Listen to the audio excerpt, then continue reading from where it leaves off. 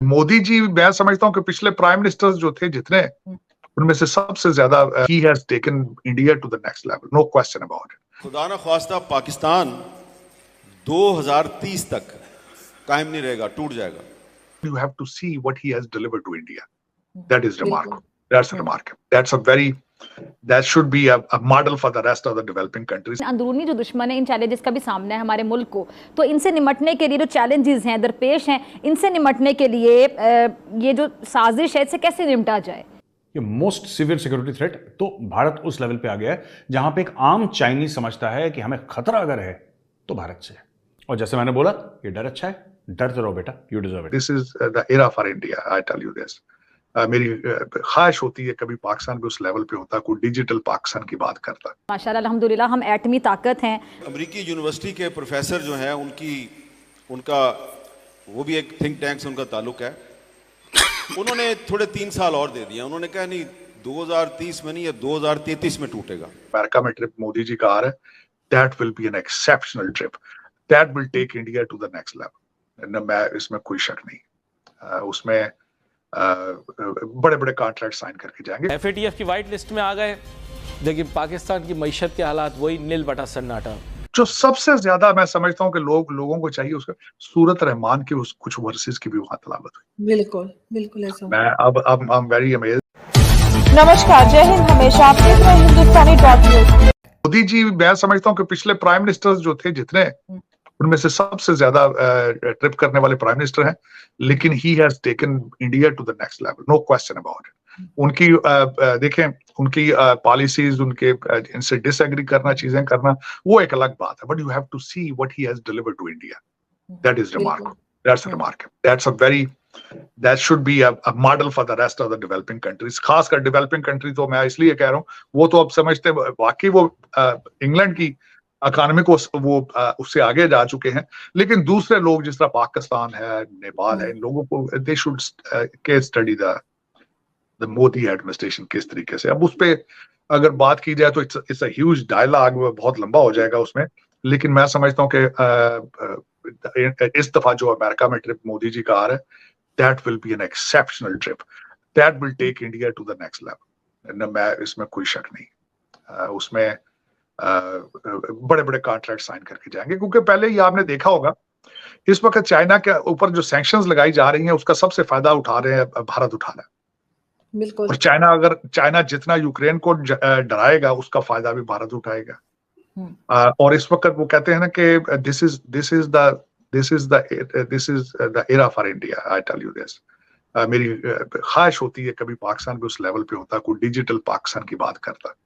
देखिए कैसा हो सर, हो सकता है कभी हो जाए फ्यूचर में, अगर कुछ थोड़ी बहुत अक्ल आ जाए इनको तो। लेकिन आरजू देखें, मैंने हमेशा ये कहता हूं कि जितना आपको भारत के साथ रिलेशनशिप ठीक करके, डिफेंस का बजट कम करके, तो वही आम पाकिस्तानी की तरक्की पे लगाना होगा, तब तक आप तरक्की नहीं कर सके। यही एक वजह है। और उसके बाद एक ट्रेड खोलें, बॉर्डर सॉफ्ट करें भारत के साथ। इसके ये this is part of your national interest. मैं शर्तें ना रखे ना सर, इनकी शर्तें कोई नहीं सुनेगा सर, ये जो शर्तें लगा देते हैं बल्कि मैं यही एक और बात है, शंघाई ट्रिप ना, अपना जापान ट्रिप के दौरान मोदी जी ने स्टेटमेंट दी थी कि he wants to have a better relationship with Pakistan. जवाब नहीं दिया किसी ने उसका। उसमें आके फिर मैं क्या कहूं, यही तो मेरा अलमिया है। ये अपने अंदर के मसाइल में या तो बहुत ज्यादा एंगेज हैं, या फिर पता नहीं इनका क्या सोचे हैं, किस डायरेक्शन में जाना चाहते हैं, या फिर चाइनीज को नाराज नहीं करना चाहते। उसकी वजह यह है कि इस वक्त सिर्फ चाइना आपको पैसे दे रहा है, तो आप दिन गुजार रहे हैं। अमेरिका ने तो आपको बिल्कुल छोड़ दिया। You are not relevant for America at all. मुझे तो सिर्फ यही एक समझ आती है कि आप मोदी जी का जवाब इसलिए नहीं देते कि शायद चाइना नाराज हो जाएगा, तो वो चाइना अपना हाथ पैसों से रोक लेगा, लेकिन somehow you have to come up with some kind of solution।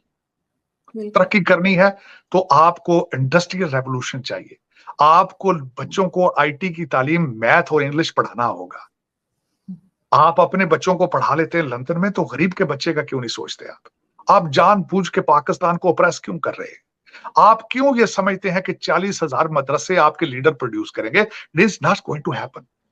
बिल्कुल, it is not going to happen. आप ये खासकर अपने बच्चे लंदन अमेरिका में पढ़ाते हो, समझते हो तुम कि Pakistan, who cares about Pakistan. मैंने आपको कहा है ना कि आपकी रूलिंग एलीट जो है आरजू, चाहे वो किसी ब्लॉक से भी, किसी पार्टी की हो, किसी इंस्टीट्यूशन की हो, उनके दिल और दिमाग अमेरिका और लंदन में है। वो अपनी बॉडियां जो लाशें उठा के फिर रहे हैं पाकिस्तान में, अपने बच्चों के लिए लूट मार कर रहे हैं, बद दुआएं ले रहे हैं लोग। सर जिस दिन के ये डुअल नेशनलिटी रोकी जाएगी शायद तब ये सुधरेंगे। मैं आपको यहाँ पे ये जरूर बताना चाहूंगा, आरजू भारत के अंदर डुअल सिटीजनशिप जो है उस पे ऊपर पाबंदी है कि वो लोग अपने वहां पे एडमिनिस्ट्रेशन में सर्व नहीं कर सकते। ये पाकिस्तान तो फिर ये ना कि ये, मैंने आपको साले और बहनोई की गेम है, एक साला एक जगह एक दूसरे के साथ मिले में चिट्ठा बैठा इनका मिला हुआ। चले अगले जो मेरा अगला टॉपिक था, मैं बात करना चाहता कि भारत के अंदर जिस तरह उन्होंने अपनी नई बिल्डिंग का इफ्तिताह किया, it was a wonderful event. मैंने उसको बड़ा क्लोजली वॉच किया। पुरानी बिल्डिंग जो थी 1921 में उसकी कंस्ट्रक्शन स्टार्ट हुई थी, 1927 में मुकम्मल हुई थी। उसमें सीटिंग 790 एमपीज बैठ सकते थे पिछली बिल्डिंग। अब उस बिल्डिंग के हालात ठीक नहीं थे, उसमें अब वो अब एज की वजह से उसकी चीजें आ रही थी कि इतनी पुरानी बिल्डिंग है, 100 साल के ज्यादा। मैं समझता हूँ कि इस दौर के अंदर इतनी बड़ी बिल्डिंग बनाना जिसके ऊपर 117 मिलियन डॉलर खर्चा है नई बिल्डिंग बनाने, और उसमें 1272 एमपीज बैठ सकेंगे। और उसमें जो उन्होंने बताया, उन्होंने जो डिजाइन बनाया है, पहले तो पीकॉक डिजाइन है जो वो सारी ओवरऑल जो सीटिंग बैठेगी, और उसके बाद लोटस जो अपर हाउस है वो उसका लोटस की शक्ल होगी, फ्लावर फूल की, क्योंकि लोटस भारत का नेशनल फ्लावर है। जी बिल्कुल। अब उसमें मैं समझता हूँ बड़ा क्रिटिसाइज किया गया उसको। राहुल गांधी ने कहा कि ये लग रहा था जिस तरह मोदी जी की ताजपोशी हो रही है। अपोजिशन ने उसका बायकॉट किया। फिर वहां पे वो होली सेनेगल, क्या उसको शायद मैं गलत उसको बोल रहा हूँ, लेकिन वो जो उन्होंने सोने का वो बना हुआ था उसका, वो उसको वहां किया, और वहां पे काफी पुजारी, हिंदू पुजारी बुलाए गए, बहुत सारा अपना उन्होंने इबादत की। जो सबसे ज्यादा मैं समझता हूँ कि लोगों को चाहिए उसका सूरत रहमान की कुछ वर्सेस की भी वहां तलावत हुई। बिल्कुल बिल्कुल ऐसा। मैं अब I am very amazed, I am very thankful, I am very proud कि हर मजहब को अपने अपने हिस्से के मुताबिक वहां पे राष्ट्र हित सर्वप्रथम, देश को रखे सबसे आगे। हिंदुस्तानी न्यूज